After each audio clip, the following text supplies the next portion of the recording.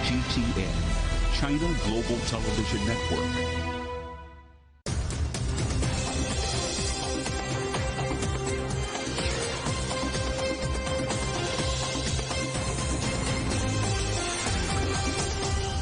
Live from London, this is The World Today. Hello, I'm Li Jianhua. Our top stories this hour. Thousands evacuated as Typhoon Haikui makes landfall, the first major storm to directly hit Taiwan in 4 years. One person dead and tens of thousands stranded at the Burning Man Festival as torrential rains make Nevada's desert too dangerous to travel through. Don't buy meant tackling the growing problem of electronic waste in Britain. Celebrating his roaring success, Tony Leung becomes the first Chinese actor to receive a Golden Lion Lifetime Achievement Award at the Venice Film Festival.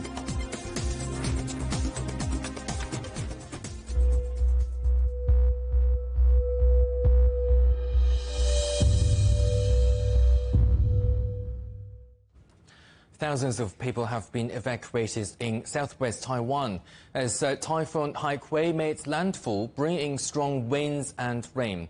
It's the first typhoon to directly hit the island in 4 years. Domestic flights and rail journeys have been cancelled and schools closed. Authorities are advising people to remain indoors and avoid coastal and mountainous areas. CGTN's correspondent Andy Lee reports. Typhoon Haikui is already making impact all over the island of Taiwan. In fact, the eye of the storm, the eye of Typhoon Haikui, has made landfall on the island of Taiwan in its eastern parts in an area called Taidong. And this typhoon has already caused many households to experience electricity blackouts. The local power company here on this island are reporting that over 9,300 households are already having blackouts. In addition, transportation on this island of Taiwan are severely affected. Airports are closed. Taoyuan airports and Kaohsiung airports are closed. And over 226 domestic flights are canceled. 41 international flights are canceled. And the high-speed train here in Taiwan, they are slowing down and postponing many of their services. Now, in addition, the Taiwan rail system are also shutting down. Transportation has been disrupted. And in the local cities here in Taiwan, the mass rapid transit system, or subways, they are slowing down and postponing due to this typhoon as well. People have stocked up on food and batteries, candles, dry food such as instant noodles in case of electricity blackouts, because you don't want to open the fridge too often. You want to keep the fridge closed when there's electricity blackouts. So, in addition, this is just in. 2 persons have been injured here in Taiwan. This is a couple driving a van, and their van was hit by a fallen tree. The van was severely damaged, and the couples were rescued. They were sent to a hospital. So right now, 2 persons damaged, and lots of households are experiencing electrical blackouts. In addition, the local authorities here are evacuating people from low-lying areas just in case of flash floods, and from mountainous areas, mountain villages, just in case there are landslides or mudslides in those mountainous regions. This is the effect of Typhoon Haikui on Taiwan. Back to you. One person has died and thousands of others have been told to take shelter and conserve food and water as heavy rain has left thousands of people stranded at the annual Burning Man Festival in the Nevada desert. Roads into and out of the festival's remote Black Rock city site have been closed off. More rain is expected over the next few days, and some attendees have decided to leave on foot. 70,000 burners, as they are known, are estimated to be attending this year's popular music and art gathering, which was due to end on Monday. U.S. President Joe Biden has visited Florida to see the damage caused by Hurricane Idalia. The storm ravaged the Big Bend region of the state last week. Biden met with local officials, first responders and people impacted by the disaster, but not the Republican governor of the state, Ron DeSantis, who chose not to meet the president. CGTN's Nisa Soledad-Perez reports. U.S. President Joe Biden and the First Lady got a first-hand look at Hurricane Idalia's destruction in Florida. Idalia made landfall on Wednesday as a powerful hurricane in Florida's coastal Big Bend region, with winds of up to 200 kilometers per hour. leaving hundreds of thousands without power, communities underwater, homes and businesses destroyed, and one fatality. During his short visit, President Biden and the First Lady took an aerial tour of the affected region and had a briefing with first responders, and also took a walking tour of a storm-ravaged community. There, he said the pain of those so vulnerable to the increasing threat of climate change. Biden delivered remarks from Live Oak in northern Florida. Now the storm has passed, and you're dealing with what's left in its wake. And we're not going anywhere, the federal government. We're here to help the state as long as it takes.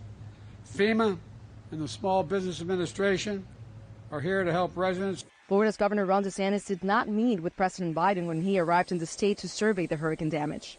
The governor's office issued a statement and said the visit would disrupt recovery efforts.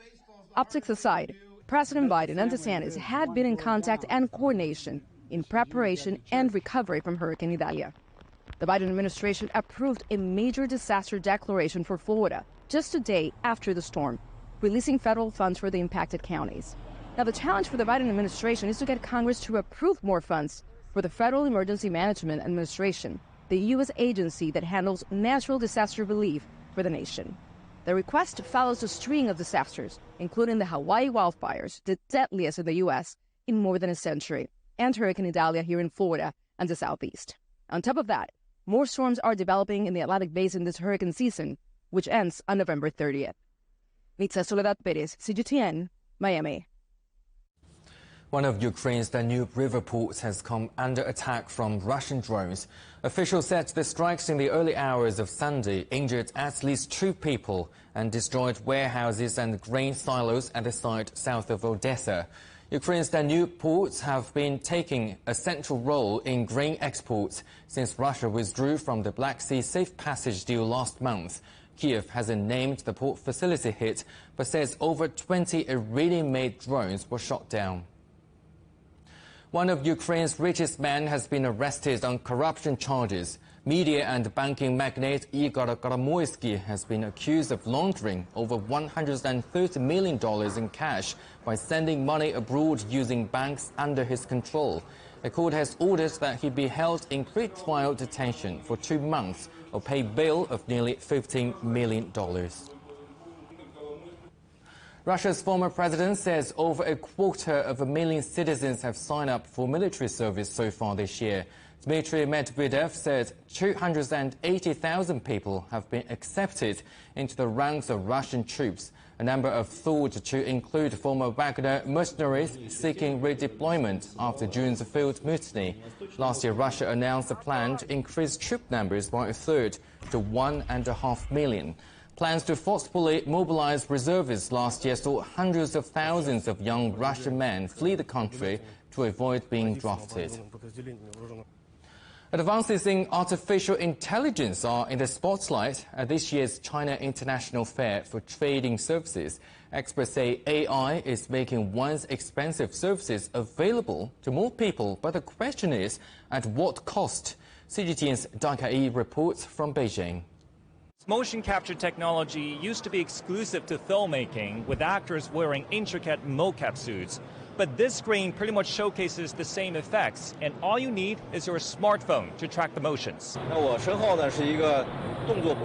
What you see behind me is a live demo of motion and facial capture, powered by AI. We all know that AI brings substantial computational power to the table, and it finds excellent applications. In this scenario, all you need to do is stand in front of a smartphone, and you can seamlessly perform a whole series of movements. Developers are enthusiastic about the diverse uses of AI, especially as it aligns with a growing trend of merging the digital and physical realms. They say the cost of creating digital characters, a process that previously required specialized equipment, had dropped significantly. Intel, another exhibitor at CIFTIS, is also emphasizing the importance of AI. We asked the vice president of Intel Labs a question: why is AI so crucial at the particular moment? Today, AI has become a reality in many everyday applications because the algorithms, computing power, data processing and storage needed are all comfortably handled by today's hardware. This combination allows AI to find its way into applications that we can all grasp, making it a game changer.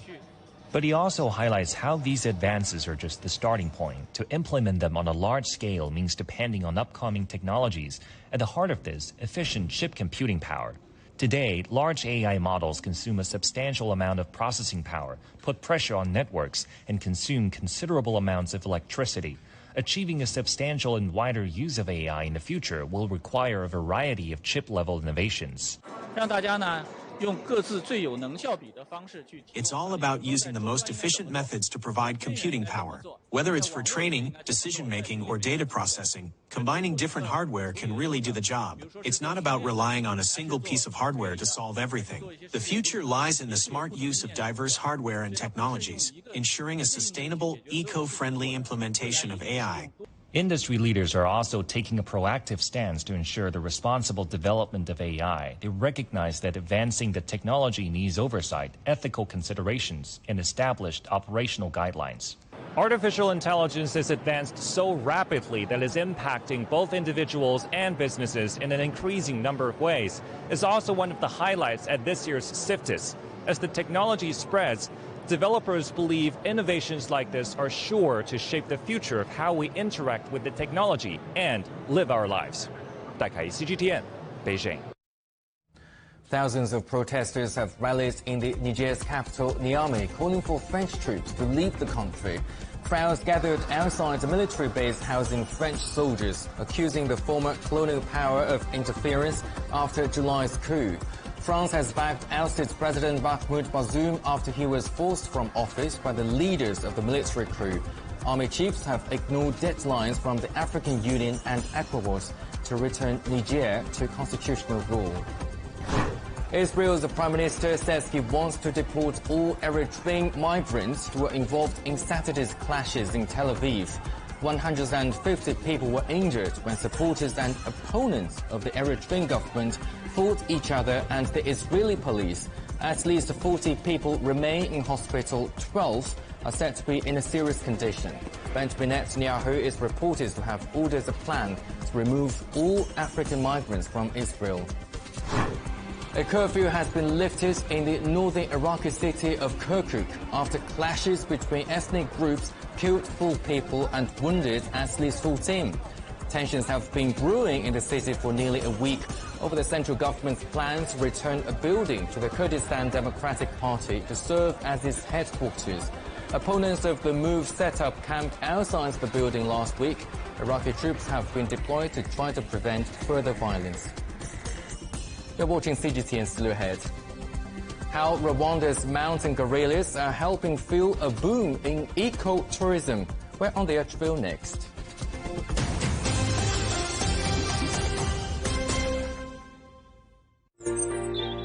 Ever wondered what's the difference between a bear and the bull market? Where are the cash cows? And who are the lame ducks? And what exactly are black swans? Grey rhinos? And unicorn companies? Make sense of it all with Global Business, only on CGTN. There's a new agenda for a new world, accelerating change in almost every part of our lives. It's shifting the norms of how we work, travel, and connect. How we think, interact, and develop. It's a new reality, a new agenda with me, Juliet Mann. This week on Razor, saving eyesight using robots and stem cells.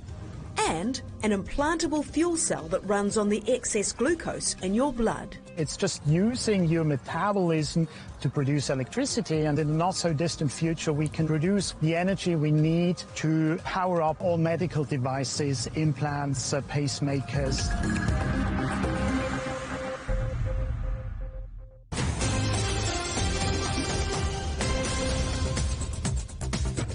Welcome back. A reminder of our top stories.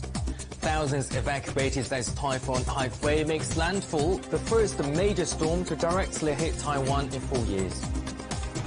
And one person dead and tens of thousands stranded at the Burning Man Festival as torrential rains make Nevada's desert too dangerous to travel through. The United Nations has highlighted electronic waste as one of the fastest growing global waste concerns. The UK is one of the largest contributors to the problem, but some in London are trying to tackle this issue head-on.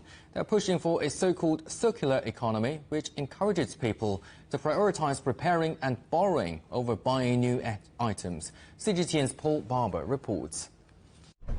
On this market street in North London, these volunteers aren't selling things, they're on a mission to mend them. Dermot Jones is the project manager of the Camden Fixing Factory, where people take their broken household goods and try to give them a new lease of life.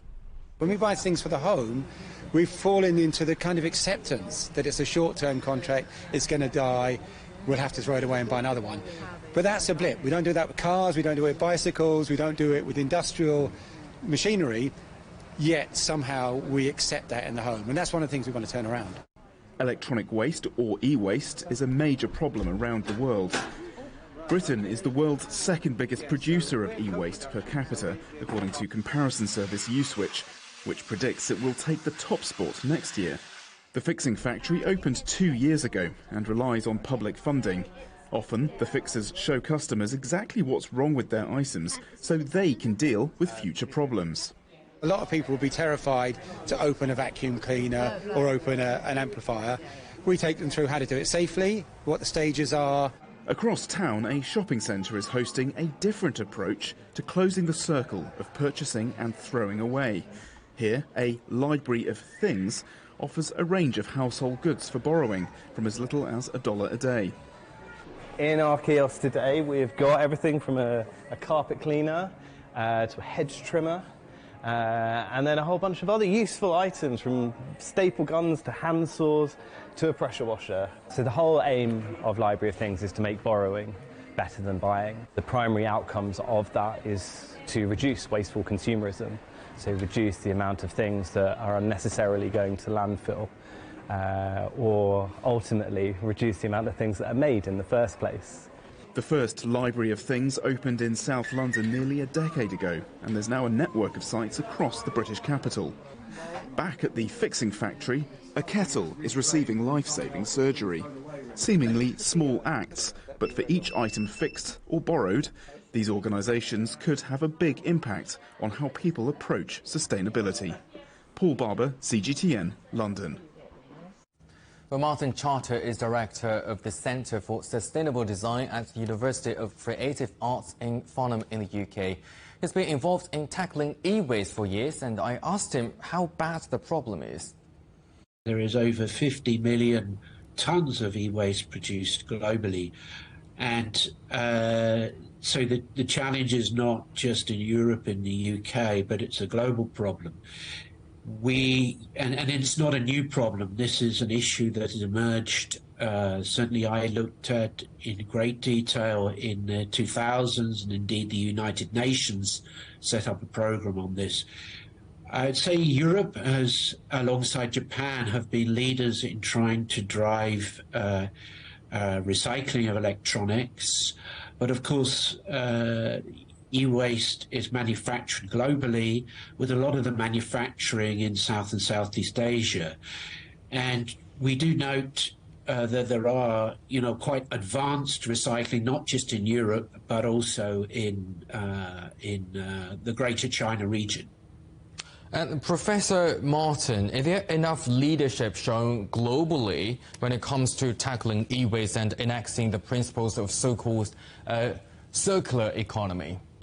So we're seeing more and more initiatives, particularly around the reuse and repair of electronics, emerging. And I'd say globally that Europe is still taking leadership on circular economy. We have seen quite advanced activity over some time from Japan, simply because they have no natural resources. But you're seeing, a need for various stakeholders to take leadership. And one area where leadership is being taken is the emergence of new repair cafes, which come from civil society, where citizens are starting to repair products. And there's over 2,800 repair cafes in the world now. And do you think sometimes producers are to blame? And what is the role of policy when it comes to stimulating producers to give their products utmost longevity?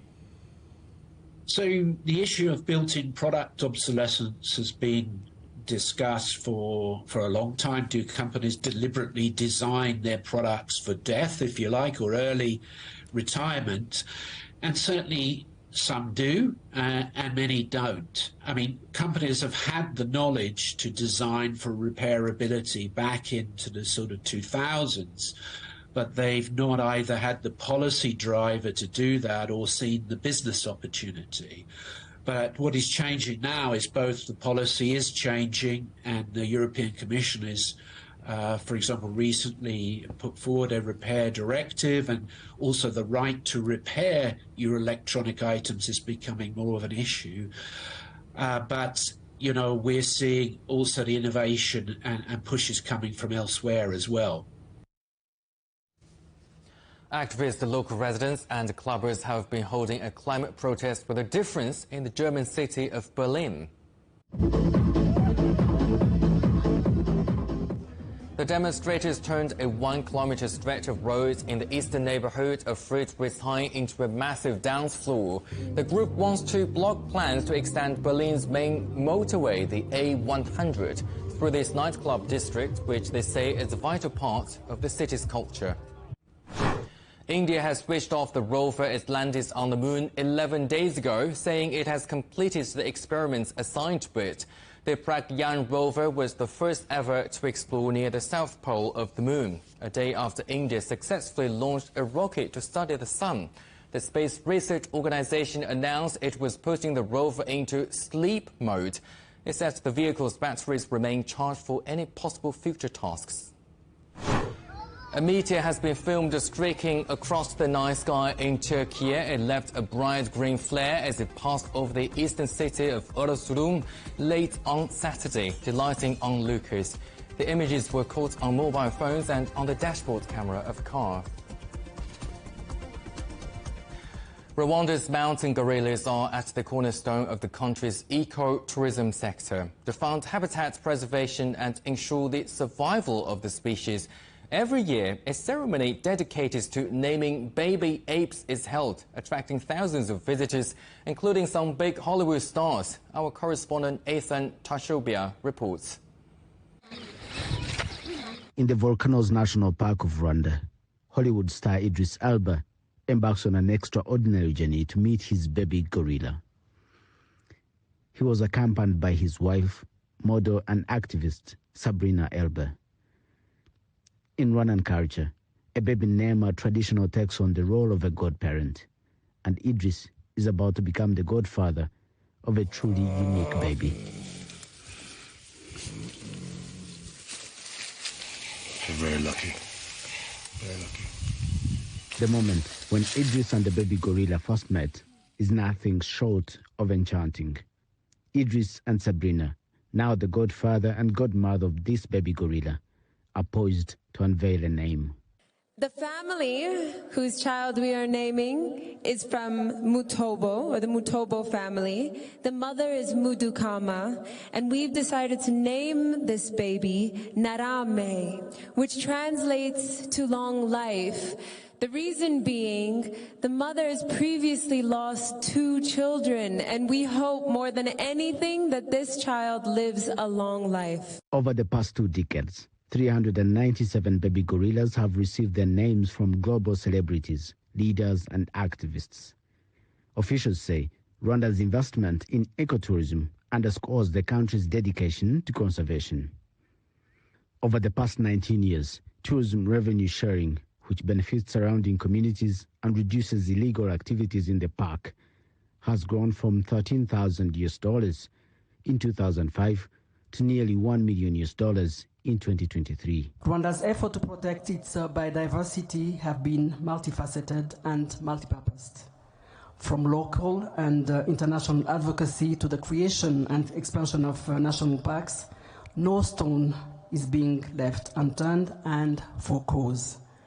Activists say Kwitizina and the connection of baby gorillas with their neighbors is a reminder of the importance of protecting the mountain gorillas. Kwitizina is a celebration of Rwanda's efforts in conserving mountain gorillas, which has seen a significant increase in the population of these endangered species by 200% since 1994. Nathan Teshuda for CGTN, Trinity, Northern Rwanda.